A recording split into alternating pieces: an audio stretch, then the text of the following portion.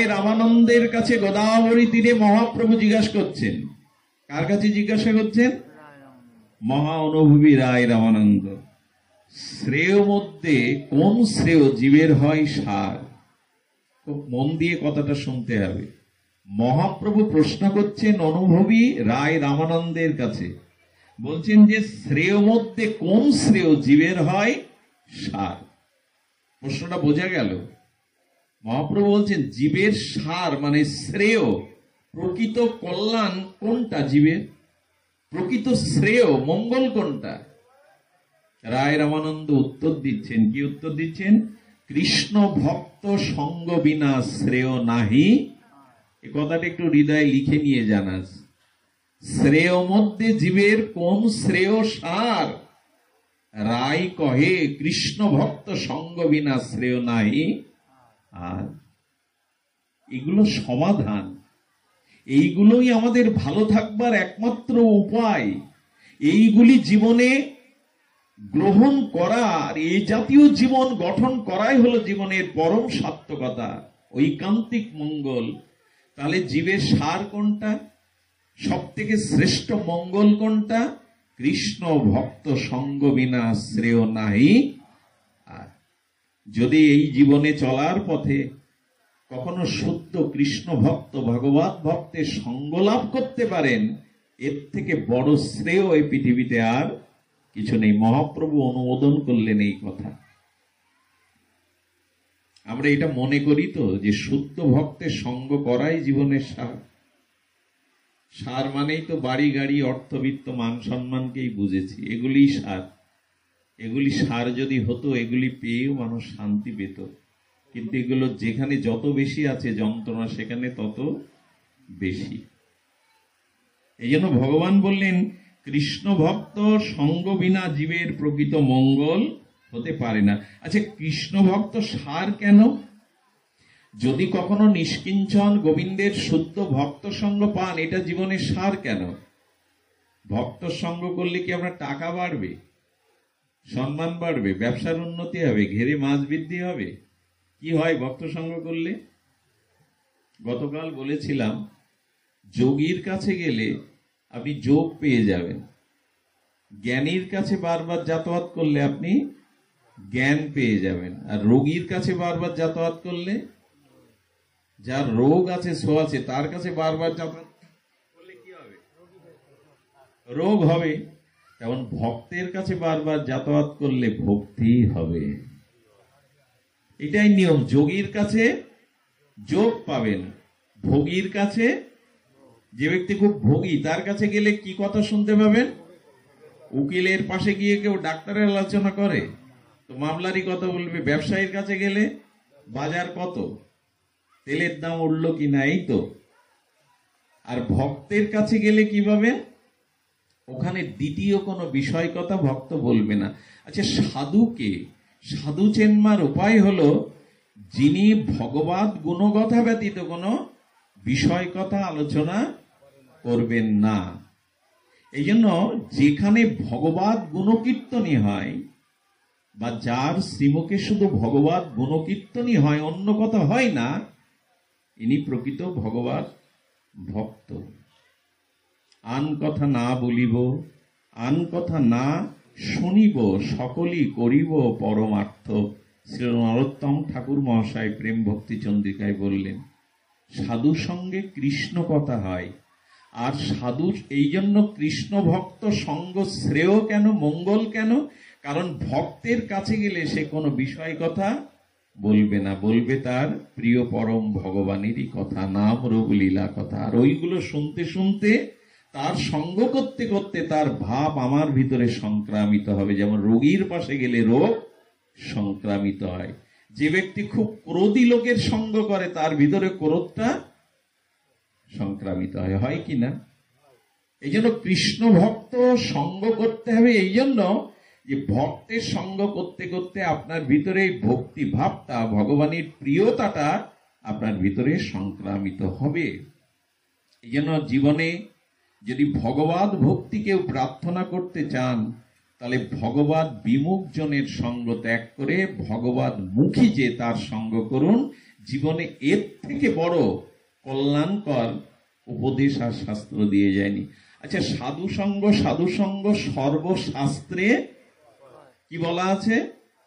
পৃথিবীতে যত ধর্মমত আছে সব ধর্মই ওই এক জায়গায় এক কথাই বলেছেন, সৎ মানুষের সঙ্গ করো। সেটা যত ধর্মমত আছে পৃথিবীতে, এইখানে দ্বিমত কারো নাই, যে শুদ্ধ ভক্তের সঙ্গ করো। এই শুদ্ধ, বারবার শুদ্ধ কথাটা বলছি কেন জানেন? এক টিন ভেজাল ডাল্লার থেকে এক চামচ উৎকৃষ্ট গব্য ঘৃত শ্রেষ্ঠ। বহুজনের সঙ্গ নয়।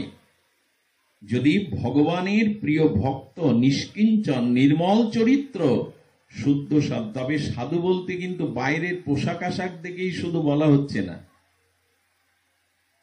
যার চিত্ত নির্মল, কপটতা শূন্য, যার ব্যবহার সাত্ত্বিক। সাধু মানে পোশাক নয়, সাধু পোশাকটা প্রয়োজন, মালা তিলক প্রয়োজন, কিন্তু সাধু মানে ব্যবহার, সাধু মানে চরিত্র, সাধু মানে তার মনের সাত্ত্বিকতা। এমন শুদ্ধ সজাতীয় সাধু সঙ্গ ব্যতীত কারো ভক্তি আসতে পারে না, কারণ সাধু সঙ্গে কৃষ্ণ কথা, এইটি ভক্তির একমাত্র লাভের পথ। এই জন্য ওই দুটো ভজনের পয়ার আমার খুব ভালো লাগে। ভালো লাগলে কি হবে, আমরা পালন করি কিনা সন্দেহ আছে। যার মুখে পাই হরি কথা নাই, তার কাছে তুমি যেও না। যার মুখ হেরি, ভুলে যাবে হরি, তার মুখপানে যেও না। কত সহজ করে মহাজন দুটো পয়ারে বলে গেল। যার মুখে বাই হরি কথা নাই, তার কাছে তুমি যেও না। এটা বেঁচে চলিত, এটা মেনে চলিত, যে যার কাছে গেলে বিষয় কথা শুনতে হয়, বিষয়ের দিকে টেনে নিয়ে যায়, তার কাছে যায় কিনা। এই জন্য দয়া করে জীবনের যদি পারমার্থিক কোনো কল্যাণ চান, তবে শুদ্ধ চরিত্রবান ভগবৎ ভক্তের সঙ্গ নিন। তাদের সঙ্গমৃত দ্বারা, তাদের কথামৃত দ্বারা আপনার ভিতরে ভক্তি সঞ্চারিত হবে। আচ্ছা, দুর্গা দেবীর বাহন কি? কথা বলুন। সিংহ। আর ভগবান শিবের বাহন বৃষ, মানে শাক, এই তো। আর ভগবান বিষ্ণু বা নারায়ণের বাহন গরু। সব দেবদেবীর দেখবেন একটা বাহন আছে, আছে কিনা? সব দেবদেবীর বাহন আছে। তো ভক্তি যদি দেবী হয়, ভক্তি দেবীর বাহন কি? ভক্তি তো একটা দেবী। ভক্তি দেবীর বাহন কি? এখানে ভাগবত শাস্ত্র বলেছেন যে ভক্তি একজন দেবী, তারও বাহন আছে। তার বাহন হলো ভক্তি সৎসঙ্গ বাহনা, অর্থাৎ সাধু হৃদয়েই ভক্তি বহন করে ভক্তি দেবী চলে। ভক্তি আলাদা চলে না, সাধু হৃদয়কে বাহন করেই ভক্তি দেবী চলে। তাহলে ভক্তি দেবীর বাহন কি? সাধুর হৃদয়। এইখানেই ভক্তির বাস। এই জন্য বৈষ্ণব বন্দনায় বলা হচ্ছে, কৃষ্ণ সে তোমার, তুমি দিলে দিতে পারো, তোমারও শকতি। এটা তো আমরা কীর্তন করে যাই, অনুভব করি তো কি বলা হলো। কৃষ্ণকে তুমি দিতে পারো, তোমার শকতি আছে, অন্য কেউ কৃষ্ণ দিতে পারবে না, কারণ তোমার হৃদয়ে বসে ভক্তি দেবী জগতে বিচরণ করছে। তাই পারলে বৈষ্ণব, হে ভক্ত, তুমি দিতে পারো। কৃষ্ণকে আমি কোনোদিন পাবো না যদি তুমি না দাও। কত বড় শব্দ প্রয়োগ হয়েছে, তুমি দিলে দিতে পারো, তোমারও শকতি আছে। তাহলে ভক্তি দেবীর বাহন হলো ভক্তের হৃদয়। সেই ভক্তের হৃদয়ের সাথে যদি বিনিময় হয়, তো আপনি পেয়ে গেলেন। এই জন্য বললেন, কৃষ্ণ ভক্ত সঙ্গ বিনা শ্রেয় নাহি। আর শুদ্ধ ভক্তের সঙ্গ পাওয়াটা, এই জন্য ভক্তরা কি প্রার্থনা করে জানেন মন্দিরে? আমি খুব মহতের পাশে যাওয়ার সৌভাগ্য হয়েছে বৃন্দাবনে।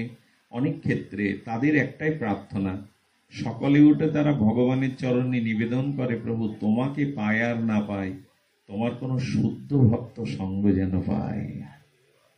তোমাকে পায় আর না পায়, তোমার কোনো শুদ্ধ ভক্তের সঙ্গ যেন আমার হয়।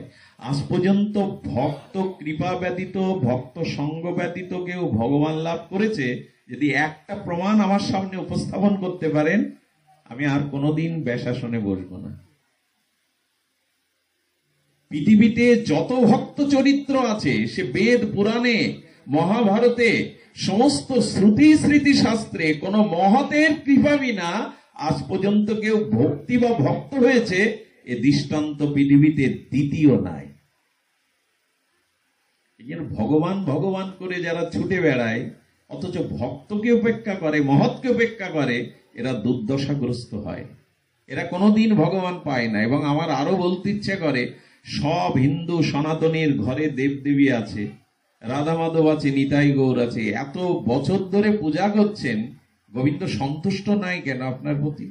ভক্তি দিচ্ছেন না কেন? গোবিন্দ বললেন, আমি সহজেই বলি, গোবিন্দ বলছেন যে আমার পূজা করে সে শ্রেষ্ঠ, সে আমার ভক্ত নয়। মিটে গেল।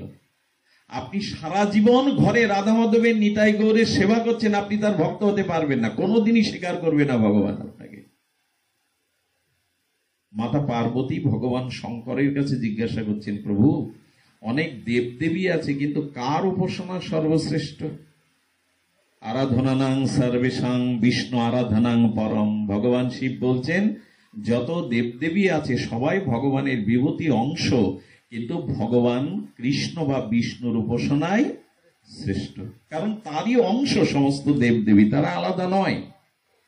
তখন মা পার্বতী বলছেন, কৃষ্ণ বা বিষ্ণু উপাসনার থেকে শ্রেষ্ঠ কোন উপাসনা আছে কি?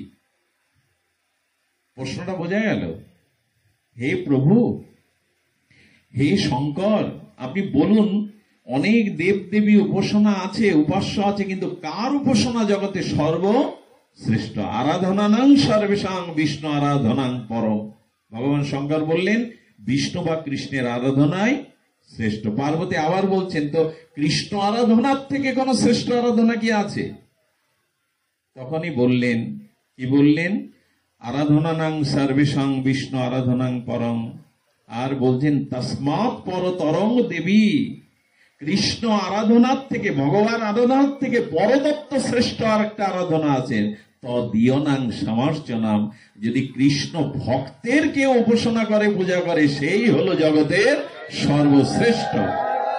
একথা ভগবান শঙ্কর বলছেন। আমার আরাধনা শ্রেষ্ঠ নয়, ভগবান বললেন। যে আমাকে পূজা করে, আমাকে সম্মান করে, আমার আরাধনা করে, সে আমার ভক্ত নয়। যে আমার ভক্তের সেবা করে, আমার ভক্তের পূজা করে, সেই আমার ভক্ত। এই কথা শোনেননি এমন নয়, কিন্তু একবারও মনে করেছেন কখনো? সারা জীবন ঘরে ভগবানকে ভালোবাসলাম, সেবা করলাম, কোন ভক্তকে ওভাবে সেবা করেছি? কোন ভক্তের পূজা আরতি করেছি? যদি না করে থাকেন, আপনি বঞ্চিতই হবেন সারা জীবন। এই জন্য ঘরে যারা ভগবানের পূজা করে, অথচ সাধু বৈষ্ণবকে এড়িয়ে চলে, শুদ্ধ ভক্তকে এড়িয়ে চলে, এদের ভক্তি সুদূর পরাহতেরা পাবেই না। তার প্রমাণ কি জানেন? রাজস্ব যজ্ঞ পৃথিবীতে যুধিষ্ঠির ছাড়া কেউ করতে, মহাভারতে বলছেন যুধিষ্ঠিরের দ্বারাই সম্ভব হয়েছিল রাজস্ব। সেই যজ্ঞে স্বয়ং যজ্ঞেশ্বর কৃষ্ণ ছিলেন, দেবতারা এসেছিলেন, মুনি ঋষিরা এসেছিলেন, কিন্তু কৃষ্ণ বলল, যুধিষ্ঠির তোমার এই যজ্ঞ পূর্ণ। খুব মন দিয়ে শুনুন, যজ্ঞ কৃষ্ণ বলছেন যে যজ্ঞ পূর্ণ। আচ্ছা, যেখানে স্বয়ং যজ্ঞেশ্বর শ্রীকৃষ্ণ উপস্থিত আছেন, দেব দেবীরা আছেন, মুনি ঋষিরা, সে যজ্ঞ পূর্ণ হলো না, মানে স্বর্গে ঘন্টা পড়েনি। গোবিন্দ বললেন, তার একটাই কারণ, কোন বিশুদ্ধ ভক্ত তোমার এখানে সেবা নেয়নি। কার না জানা এই কথা, কিন্তু একবার উপলব্ধি করেছেন, ভগবান শ্রীকৃষ্ণ স্বয়ং ভগবান হয়ে বলছেন, তোমার যজ্ঞ আমি থাকতেও সেদিন পূর্ণ হওয়া উচিত ছিল। ছিল কি না? কেন হয়নি? না, তোমার এখানে কোনো ভক্ত সেবা নেয়নি। এই জন্য রুহিদাসকে ডেকে এনে নিমন্ত্রণ করে সেই সেবা দেওয়ার পরেই তবে স্বর্গে ঘন্টা। এসব কি শুনবো শুধু সারা জীবন? ভগবানকে যারা ভালোবাসে, ভক্তকে ভালোবাসে না, তারা ভগবানের নয়, হতেও পারবে না কোনোদিন। ছোট্ট একটা দৃষ্টান্ত দেই। কোনো মা তার সন্তানকে কোলে নিয়ে গেট দিয়ে ঢুকছে, গেটে যারা আছে পাহারাদার, তারা যদি বলে, মা এর মধ্যে শিশুর প্রবেশের কোনো অধিকার নেই। তুমি গিয়ে খাওয়া দাওয়া উপহার নিয়ে আসতে পারো, শিশু নিয়ে যাওয়া, ওই মা শিশুকে রেখে যাবে তো ভেতরে?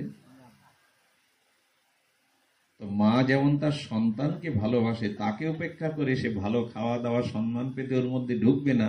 গোবিন্দ বললেন, পৃথিবীর সমস্ত মায়ের স্নেহ মমতা এক করলেও ভক্তের প্রতি আমার যে ভালোবাসা সেটা এক হবে না। সেই ভক্তকে যারা আদর সম্মান করে না, আমাকে ডেকে তারা কি করবে? আমি তার ওখানে যাবই না।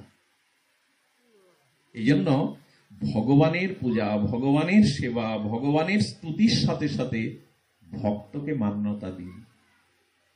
ভক্ত উপেক্ষা করে কেউ আজ পর্যন্ত ভক্তি লাভ করতে পারিনি।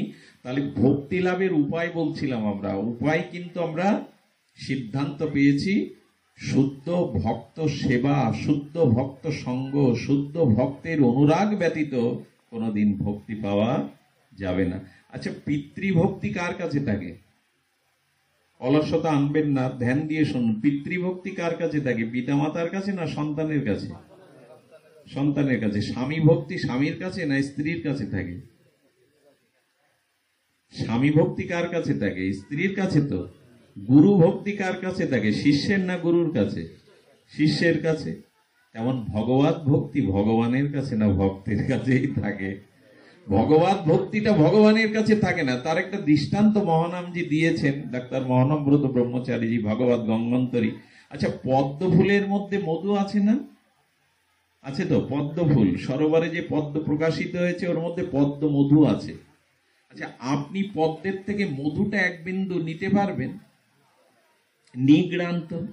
পদ্ম ফুলটা তুলে পাপড়িগুলো নিগ্রান, নিষ্কাশন করুন, মধু এক ফোঁটা পাবেন? বের করতে পারবেন? পারবেন না। আচ্ছা, পদ্মের মধুটা বা ফুলের মধুটা নিতে গেলে কার কাছে যেতে হবে আপনাকে? শতপদ মৌমাছির কাছে। ওরাই কেমন ফুলে বসে ফুলটাকে ক্ষতিগ্রস্ত না করে, ফুলটার সৌন্দর্য বিকৃতি না করে, ওরা কেমন করে অক্ষত ফুলের মধ্যে দিয়ে মধুটা সঞ্চয় করে চাকে গুছিয়ে রাখে। মধু আজ পর্যন্ত আপনারা ফুল থেকে নিগড়ে পেয়েছেন কেউ? মধু পাওয়ার মৌমাছির কাছে ফুল মধু পেতে যেতে হবে। ভগবানের যেন বলে দিলেন, ভক্তি আমার বস্তু, কিন্তু পেতে গেলে পেতে হবে মধুকর ভক্তের কাছে। ওটা আমার সম্পদ হলেও ওটা ভক্তই দেবে। কিছু মানুষ মন্দির দেখলেই প্রণাম করে, ভগবান দেখলেই প্রণাম করে, অথচ ভক্ত দেখলে এড়িয়ে যায়। এদের দুর্দশা ভগবানও বোঝাতে পারবেন না। মহতের কৃপা বিনা কোনো কার্যে ভক্তি নাই। এগুলো মনে হয় সাইনবোর্ড করে বুকে ঝুলিয়ে রাখি, তাহলে যদি পথ চিনতে পারি। মহতের কৃপা বিনা কোনো কার্যে ভক্তি নয়, কৃষ্ণ ভক্তি রহুক দূরে সংসার নহে। আরে সংসার, কৃষ্ণ ভক্তি তো বহু দূরের কথা। তোমার সংসার বাসনা ক্ষয় হবে না যতদিন কোনো মহৎ কৃপা তুমি না পাবে, মহৎ কৃপা না পাবে। যাক, বেশি বিস্তার না করে আমরা বলবো, ভক্ত সঙ্গে হরি কথা। সহজভাবে গুরু মহারাজ যেটা বলেছেন, সাধু মুখে হরি কথা। কি বললাম শব্দটা? একটু বলুন। সাধু মুখে। এটাই ভক্তি প্রাপ্তির, এটাই গোবিন্দ চরণ, রাধারানীর চরণ প্রাপ্তির একমাত্র উপায়। সাধু মুখে হরি কথা।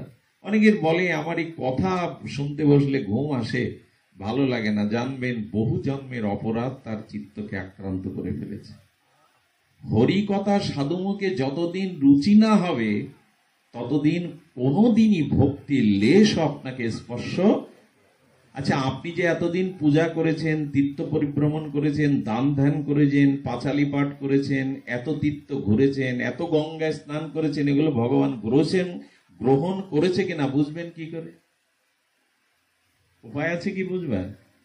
অনেক জন্ম ধরে করে আসছেন, গঙ্গা স্নান, তীর্থযাত্রা, দান ধ্যান, পূজা পার্বণ, অতিথি সেবা, মন্দির নির্মাণ, সব করেছেন, অনেক জন্ম ধরে করছেন। এগুলি ভগবান গ্রহণ করেছে কিনা বুঝবার উপায় কি? উপায় ভাগবত বললেন। খুব ধ্যান দিয়ে শুনুন, তাহলে উত্তরটার মীমাংসা আসবে। ভগবান গ্রহণ করে। আচ্ছা, জ্বর মাপার, তাপমান মাপার যন্ত্র কি? ওই ছাড়া অন্য কিছু দিয়ে মাপা যাবে তো জ্বর কত ডিগ্রি? তো তাপমান যন্ত্র, থার্মোমিটার যেমন আপনার জ্বরের ডিগ্রি মেপে দেয়, তেমনি এতকালের পূজা অর্চনা দান ধ্যান পুণ্যকর্ম ভগবান গ্রহণ করেছে কিনা তা বুঝবার একটাই উপায়। সেই উপায়টা হলো যদি হরি কথাতে রুচি হয় আপনার। সেই শ্লোকটা ভাগবত থেকেই শুনুন। আমার মুখের কথা শুনলে আপনারা প্রমাণ্যভাবে মেনে নেবেন না। ভাগবতের প্রথম স্কন্ধেই সুখদেব গোস্বামী বললেন, ধর্ম সনষ্ঠিত পুংসাং বিশ্বাস কেন কথা সুজা ন উৎপদায়েদ যদি রতিং শ্রম এবহি কেবলম। খুব বিখ্যাত শ্লোক ভাগবতের। বললেন আজ পর্যন্ত যত ধর্ম অনুষ্ঠান তুমি করেছো, ধর্ম অনুষ্ঠিত পুংসাং, অর্থাৎ হে জীব, তুমি এতদিন যত দান ধ্যান পুণ্যকর্ম, মন্দির নির্মাণ, পুকুর নির্মাণ করেছো, দান ধ্যান করেছো, সেটি গ্রহণ কবে হবে, সেটি ভগবান কবে স্বীকার করবে? উনি বলছেন বিশ্বাস কেন কথা সুজা, যদি ভগবানের কথাতে তোমার রুচি হয়, আসক্তি হয়, প্রীতি হয়, তবে জানতে হবে তোমার এতদিনের শ্রম সার্থক হয়েছে। আর হরি কথাতে যদি রুচি না হয়, তাহলে জানবে অতীত সমস্ত কর্ম ব্যথা বৃথা হয়ে গেছে। একথা আমি বলছি না, স্বয়ং ভাগবত বললেন, শ্রম এবহি কেবলম। যা কিছু দান ধ্যান করেছে সব শ্রম বিফল হয়ে গেছে, ভগবান ওটা গ্রহণ করেনি, কারণ হরি কথাতে তোমার রুচি হয়নি। এটাই থার্মোমিটার, ভক্তি মাপবার, হরি কথাতে রুচি।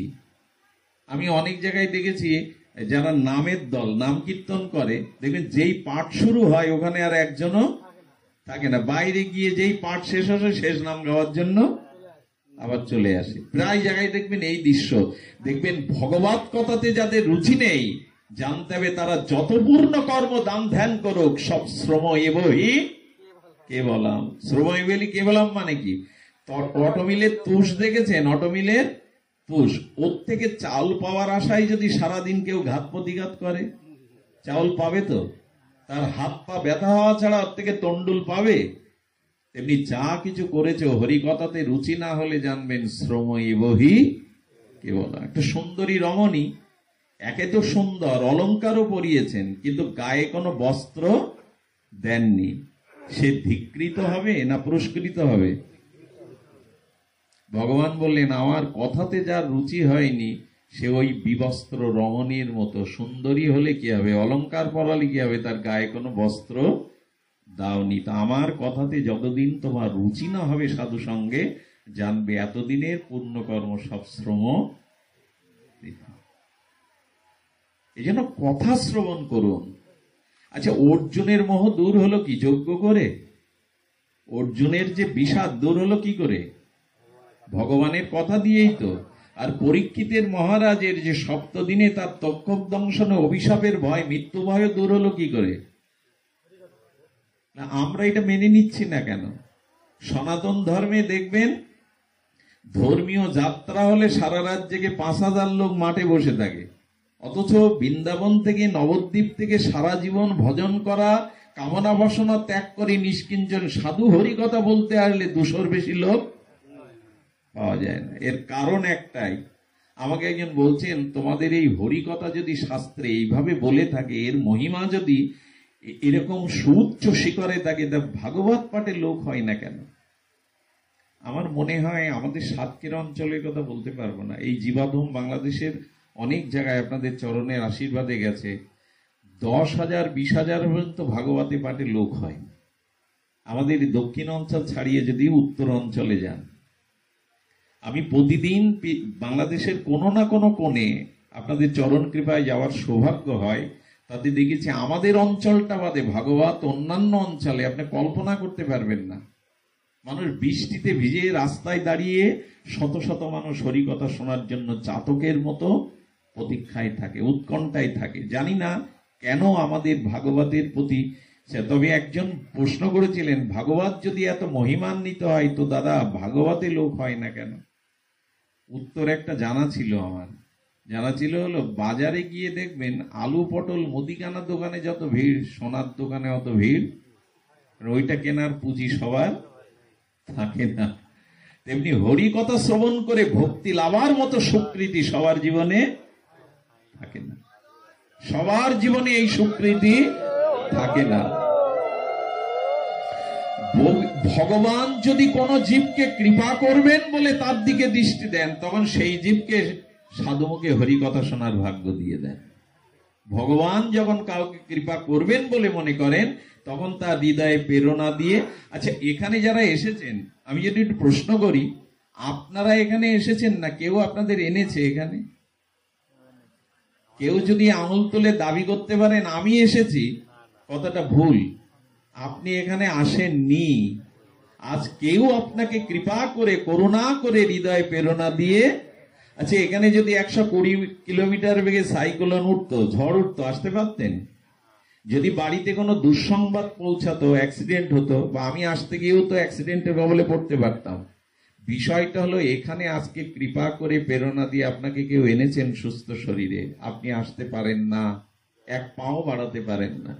এরকম মনে করতে হয় হরিকথা শুনতে আসলে, তাহলে হরিকথাতে হৃদয় নিবিষ্ট হয় যে আজ ভগবান বিশেষ কৃপা দৃষ্টি দিয়ে আপনাকে করুণা করবেন বলে এখানে এনেছেন।